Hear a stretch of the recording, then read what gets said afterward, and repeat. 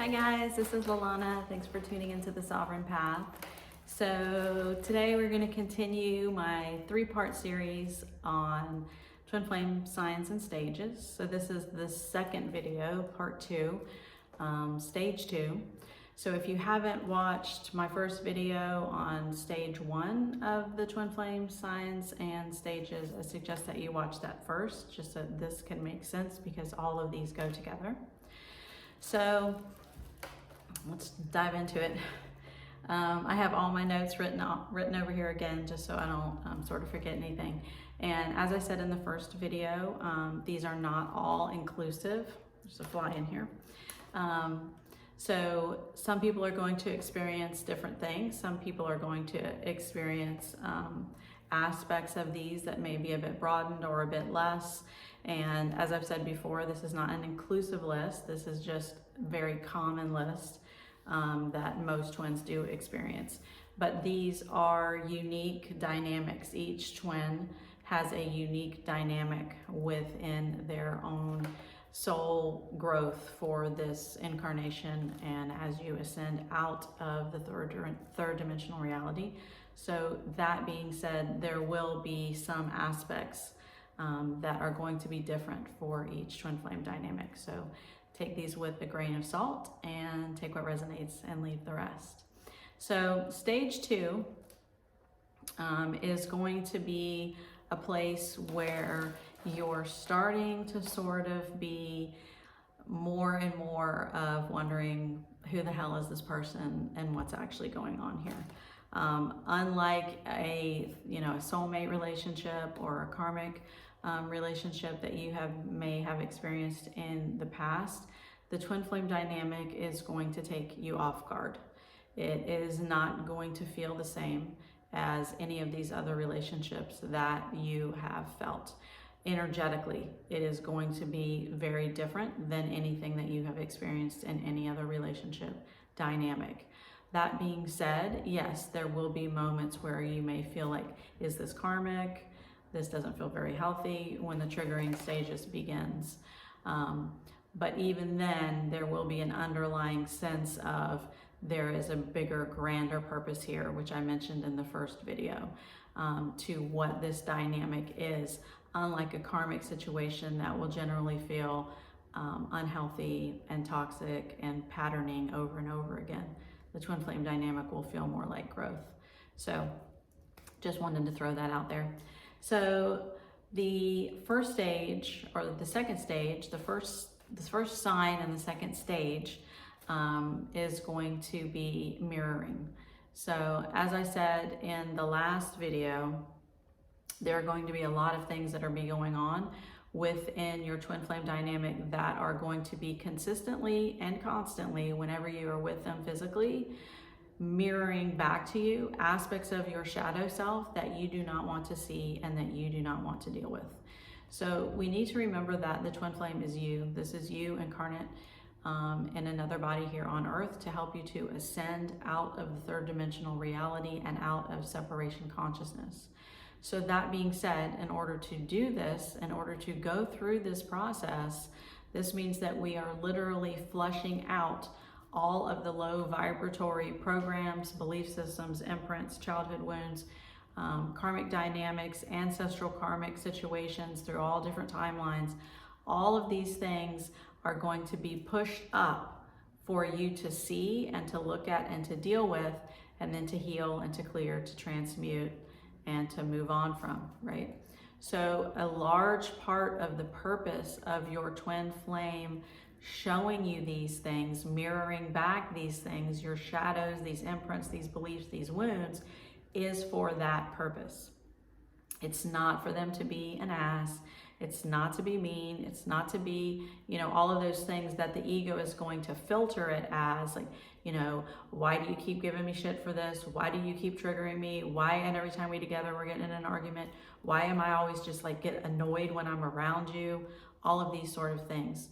We have to be very keenly aware that whatever is going on within you, whatever trigger that you are feeling, that your twin flame is eliciting, is some sort of a wound or shadow or belief or program or imprint that you have not wanted to deal with yet. This is a very jagged pill to swallow for everybody. For everybody. This is hard.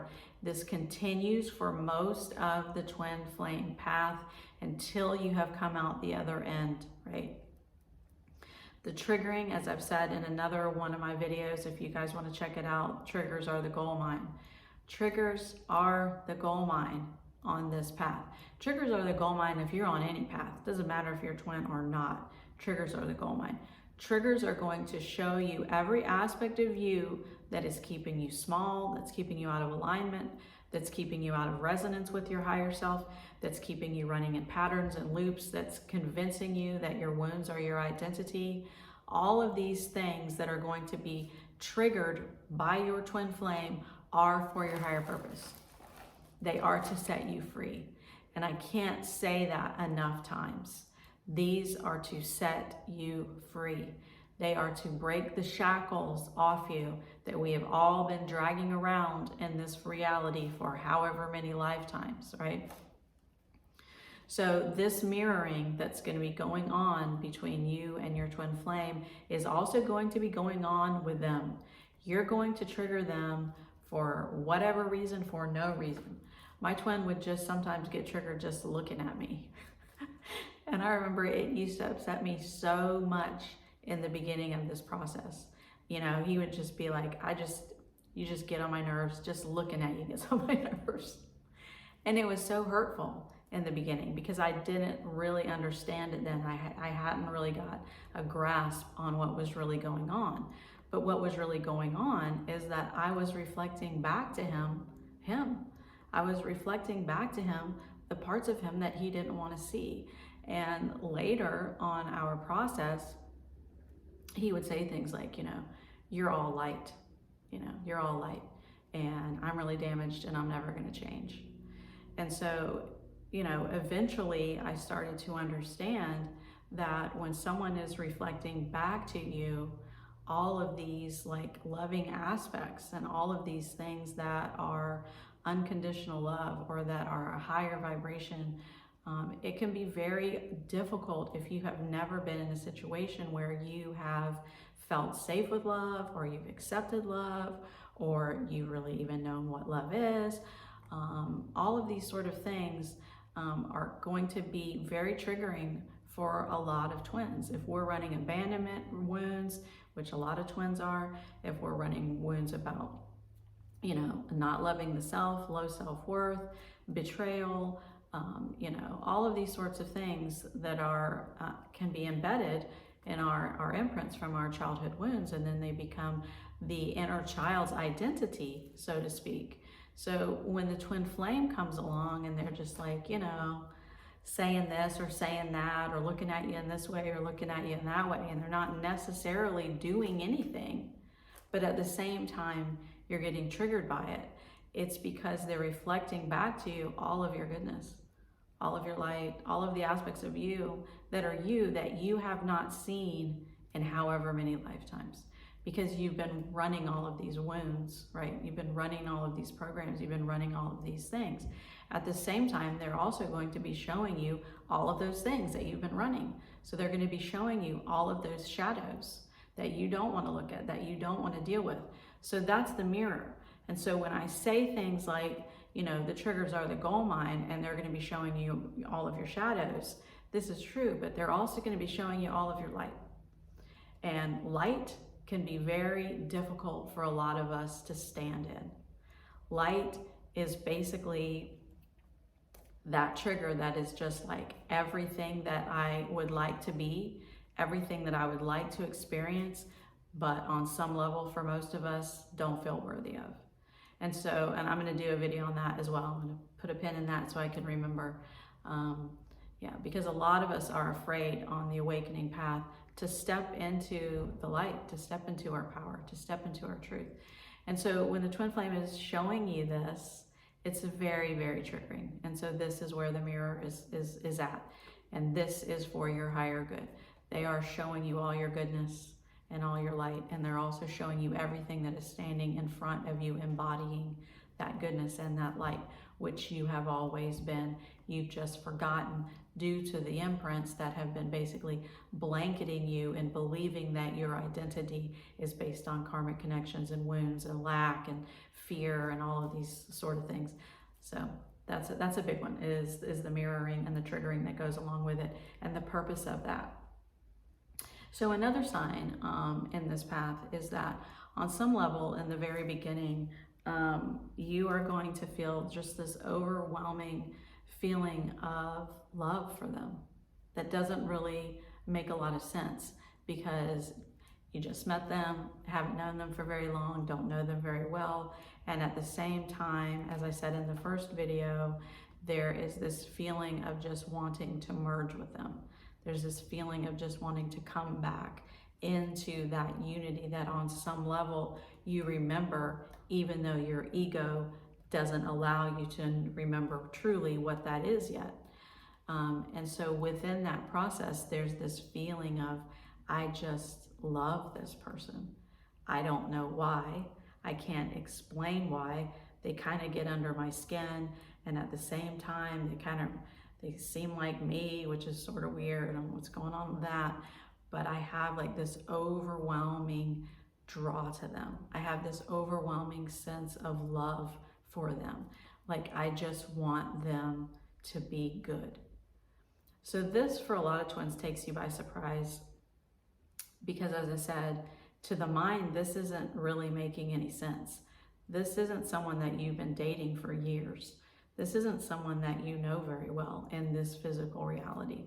This isn't someone that, you know, you have that connection with, that you've had since, you know, I've known you since like the 11th grade and whatever, and so now we've been great friends, or we've been dating for like 15 years. It's none of that. It's like, why am I feeling this intense love for this person that I don't even know? Why am I feeling this intense draw for this person? So most people will feel this. Most people will not necessarily take action in regard to this, but some people will vocalize it. And they will surprise themselves by vocalizing this love that they have for this other person, which will take both parties by surprise. But even if it's not vocalized, on some level, both parties will be feeling this sense of connection to this person and love to this person that they can't understand at this point on the journey. It doesn't make sense to them. So the next sign is after this phase of, you know, coming together, you're in romantic connection with this person. As I said in the beginning video, this is a mutual romantic connection that you have with them. Everything's going great. You're not really sure what this connection is, but it feels good to you, right? You feel drawn to them. You feel a lot of love for them. You have unconditional love for them. You just want them to be good. All of these sort of things. There's some triggering going on. You're not really understanding what exactly that is. There's a lot of familiarity, and then suddenly separation, right? Somebody bails, somebody runs. This is due to the intense energetic system going back and forth within itself and trying to sort of align with itself and resonate back with itself and balance back with itself. But there are so many other things going on within the ego, in the programming and the wounds, that it's like missing itself. It's like trying to mesh in because it knows that that's where it belongs, and at the same time, something isn't fitting. And so this is where the mind and the ego is saying one thing and the higher self is saying another thing, which will be a constant on this path until later in the stages when you come into inner union. But for the beginning stages and the middle stages, you can be in and out of separation however many times while this energy is doing its best to try to come back into balance. So this is a really painful place for both twins during this journey. Mostly I'm speaking to Divine Feminine on this channel, but certainly all Divine Masculines are welcome as well, as I know that this is also very difficult for them. Both twins are feeling this intense pull to one another that they don't necessarily understand and that they haven't experienced before. And so one twin is going to want to maintain that relationship. They're going to want to do everything they can to hold on to that relationship. They want to understand it. They want to break it down. They feel that pull and that draw and that merge to that other person. And they want that to stay, that to last. It's a unique feeling that they have never felt before. They want it to last. The other twin, on the other hand, is going to feel all those same things too, but it's going to make them feel unworthy on some level. So the other thing that I want to talk about is, and this sort of blends into the separation aspect of this path, is that twins are going to hold the same core wounding. And so what I mean by that is that if you have a core wound of abandonment, your twin is also going to have a core wound of abandonment. If they have a core wound of a lack of self-love, then you are also going to have that core wound. The thing is that how these core wounds play out can be starkly opposite and starkly different with twins. And we see this with the triggering, and we see this with the separation. And this is the perfect example of that. So let's say one twin who is running an abandonment wound, and say this abandonment wound in the one twin has basically manifested itself into having an anxious attachment style. So this twin is wanting to hold on to this relationship with all their might because they are afraid of being abandoned, because they have an abandonment wound that happened in their childhood, right?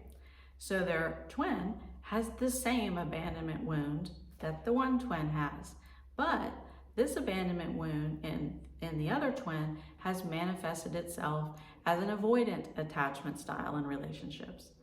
So in order to keep themselves safe and feel like they're not going to be abandoned, they hold love at arm's length.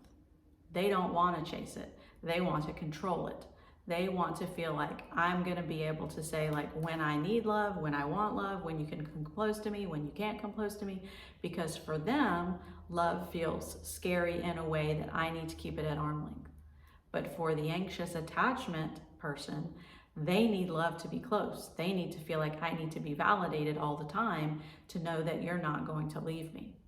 Same core wound, but it has filtered through the feminine in one way, and it's filtered through the masculine twin in another way.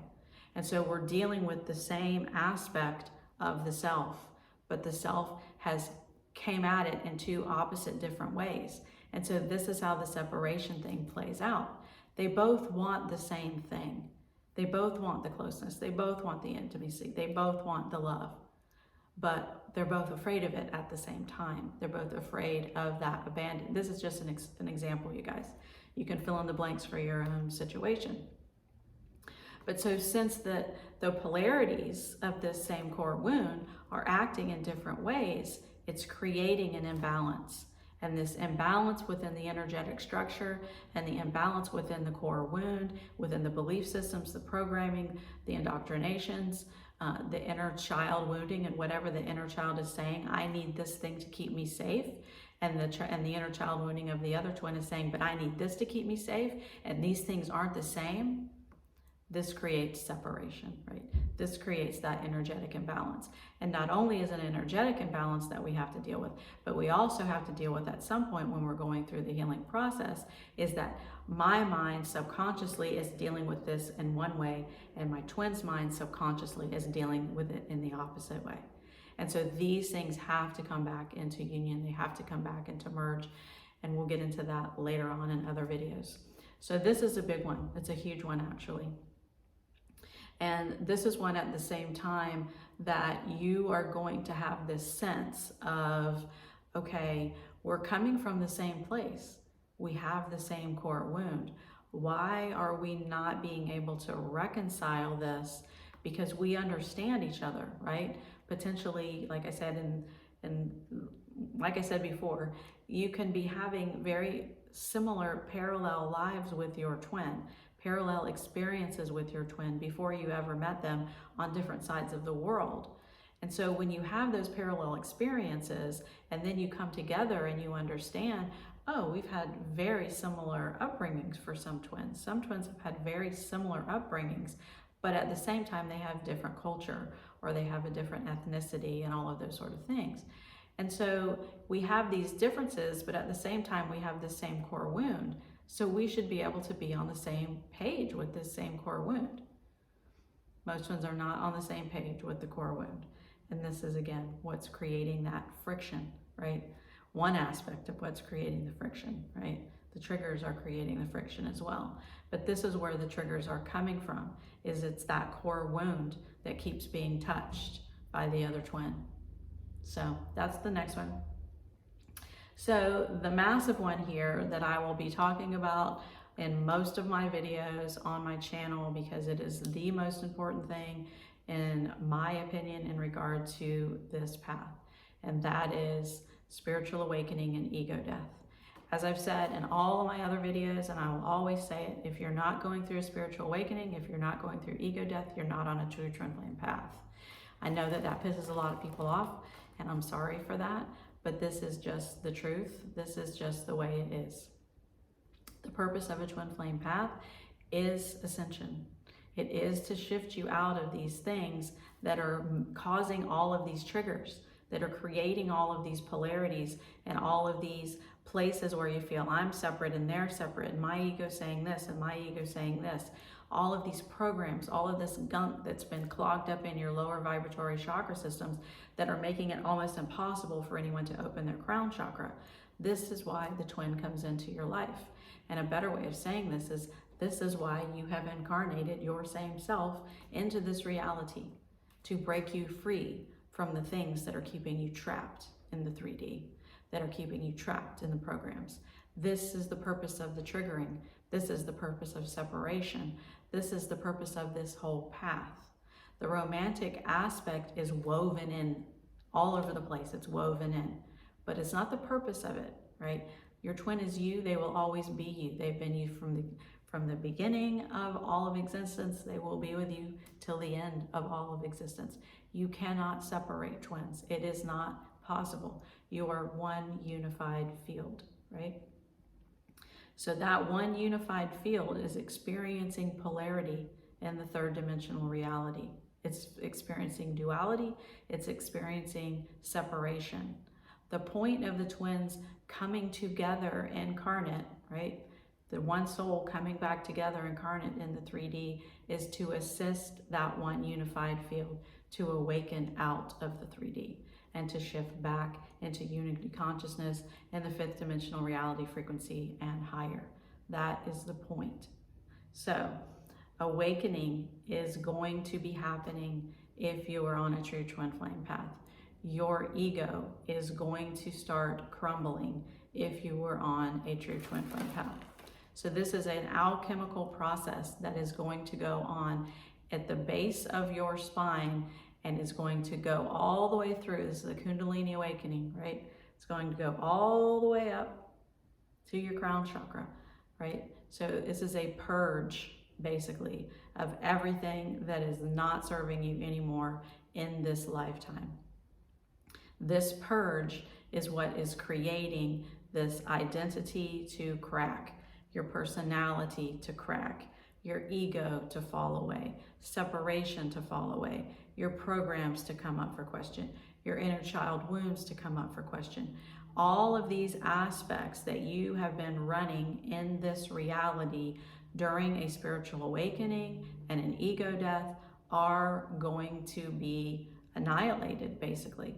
The person that you used to be before you met your twin and before you went through a spiritual awakening is not going to be the person you are when you come through this at the other end.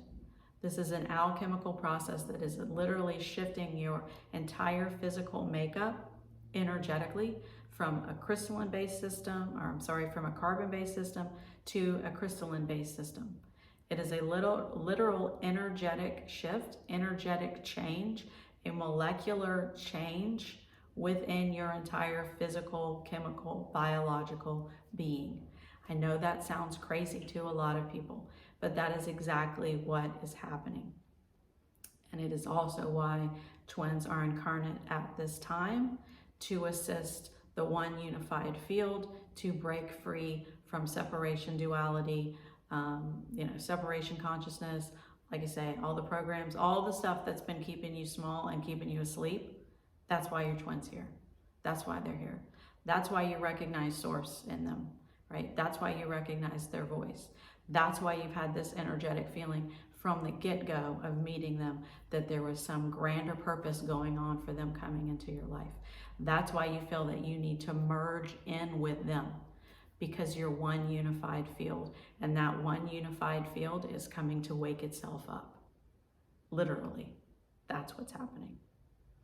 So the next stage, because at this point, most people are going to go, and granted, the twin flame dynamic is so like hot now and all of those sort of things that most people know about awakening. But to actually know about awakening, you have to experience awakening. This is an experiential process. We can know a lot of things through our mind, and our ego can regurgitate a lot of things. But in order to actually know what's happening, you have to feel what's happening, right? And that is going to be energetic. So that's a big one. It's going to be an undeniable process that goes on. And I'll do some other videos on awakening at some point. So the next stage, besides the fact that at this point you're going to be like, what the fuck is happening to my life? What's happening here? Everything is in chaos. Everything is like falling apart around me. Like my whole reality has shifted. I'm seeing through things that I've never seen through before. You know, all of these gifts are coming online. You know, my intuition is going crazy. I have all of these clairs coming on. Like, what the hell is happening? And you start to realize and remember, oh shit, I've been asleep this whole time. I've been sleeping this whole time, and I've been running all these programs and, you know, and thinking I'm this other person, when that's not it at all. When the matrix is not it at all, right? There's a whole other universe that I belong to, that I've always belonged to. And I'm shifting back to that now. I'm shifting back into unity. I'm shifting back into oneness with self, with God, with source, creation. This is what awakening triggers. Now, granted, this is a long process. So I need to like sort of enunciate that there. This is a long process. Awakening takes years. It is not like a one and done thing. This is a process of alchemizing the physical vessel. So in order to do this safely, this is something that is going to be guided by your higher self and by your oversoul. It's not a decision that we can make. We don't decide to awaken. We don't decide to come in and be twin flames. We don't decide to do any of this. This is out of your hands as far as your mental capacity and your ego decisions and all of those sort of things. This is a surrender process that is going on that your higher self is guiding. So the last stage, well, no, there's two more. So the next sign in the second stage is going to be at this point when your world is starting to flip upside down. You're going to start searching for answers. You're going to start looking. You're going to start Googling everything. You're going to start watching these kind of videos. You're going to start trying to figure out what the fuck is going on. What the hell is going on with my life? Like, everything has flipped upside down on its head. And for a lot of people, for most people, spiritual awakening is a scary thing. We don't know what's happening, right? It's destructive. The aspects of you that are not you start to crumble away. You know, your identity starts to shift. The things that you used to be, interested in start to move. You start to potentially lose friends. You see things, the whole reality in a different way that other people don't see anymore. So all of these things coming online is a very triggering process with and in itself. And a lot of people just want to go back to sleep. You know, they just want to go back to what they were doing, what life they were living, because that seems easier. And in some ways it is easier. But again, it's not the choice of the mind or the personality self or the ego self to make. Once you have been activated on an awakening path, that's it. You're on an awakening path. You can drag your feet, but you're on an awakening path for however long it takes. You can't get off of it once you're on it. So you're going to be searching for a lot of answers to figure out what's going on. And you're going to be searching for a lot of answers to figure out who this person is that you feel such a strong connection to, that has clearly triggered these things to come online within you. Like, what's the deal? Who is this person, right? who are you? Like, where the hell did you come from? Why are all these things happening to me? Why is my life flipping upside down, right? What's going on? That's going to be the next sign.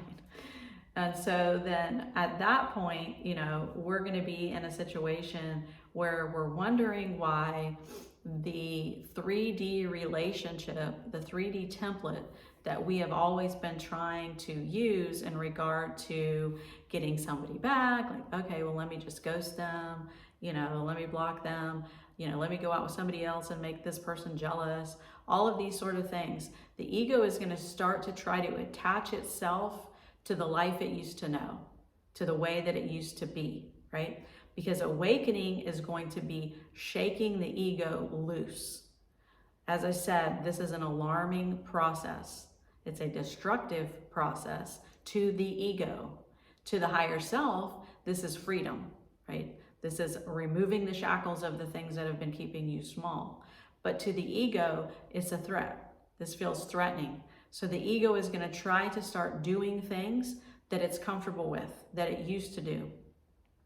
So if you're in the separation aspect and the separation stage where your twin is running, a lot of other twins, or the chaser twin, is going to try to sort of elicit these old patterns and these old ways of doing things to get their twin back, right? So potentially trying to do all of these things, as I said, let me make them jealous, you know, let me like block them, let me act like I don't care, you know, whatever it might be. I'm speaking from the feminine aspect, so whatever guys do, you guys do. Girls do things a little bit differently. And soon, very, very, very quickly, the feminine will realize none of that shit works. Nothing works that you used to be able to do to get a romantic partner to come back. Not manipulating, not jealousy, not playing the 3D games. None of it works. And so a lot of divine feminine will be like, well, you know, this person is off running. I have like too much self-respect to be able to even deal with that. So you can do your thing and I'm going to do my thing and whatever else. And I don't really want to think about this. And I don't even know what's going on. I just want to get my life back. Right? So let me just date other people. That's a solution. Let me just date other people. That way I don't have to think about this person. I can get them out of my head. I can get past this, you know, whatever this is going on. And this is all ego talking. This is ego convincing you, or trying to convince you, that you can just go back to the way things were. This is a big stage for a lot of divine feminines. And so you try to date other people, right?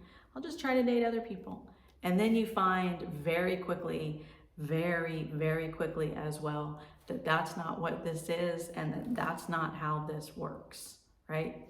Your higher self almost always is going to do something to sabotage whatever connection that you are trying to create with somebody else. It's not going to resonate at all with you. It's not going to feel in alignment with you. It's going to feel like this is just off. This person just, you know, when I used to do this, I would be like, well, hell, you just have all the same traits as my twin has. So like, what's the point? Like, if I'm going to date you, I might as well date him. You know what I mean? And a lot of twins will find that that's happening. They'll meet somebody that has tons of similarities to their twin. And it's just like, well, there's no point in that. There's no point in that at all. Or they'll find that they're being sabotaged. I'm supposed to meet this person for coffee and suddenly they don't show up. Or we're like setting up a Zoom call or a FaceTime call and, you know, the Wi-Fi goes out, or it's like you can't, like, you know, whatever. There's some sort of disturbance in being able to see one another or talk to one another. Like, all of these sort of weird things will start to go on when one twin tries to bail from the awakening process and the connection and tries to find solace in the normal 3D template of relationships and the life that they used to live. It doesn't work like that. It doesn't work like that, and you will find very quickly that your higher self and your guidance team will step in and sabotage all those sort of things that you try to do. This is another big sign that you're on a twin flame path. You're on a twin flame path because this is the path that your higher self has put you on. And so your higher self is not going to let you deviate from it. Once you start the awakening process, that's it. Like you're on the conveyor belt, strap in, because this is going to be what we're doing. And your ego doesn't matter anymore. And we don't really care how much you kick and bite and scream, because you already planned to do this before you incarnated here.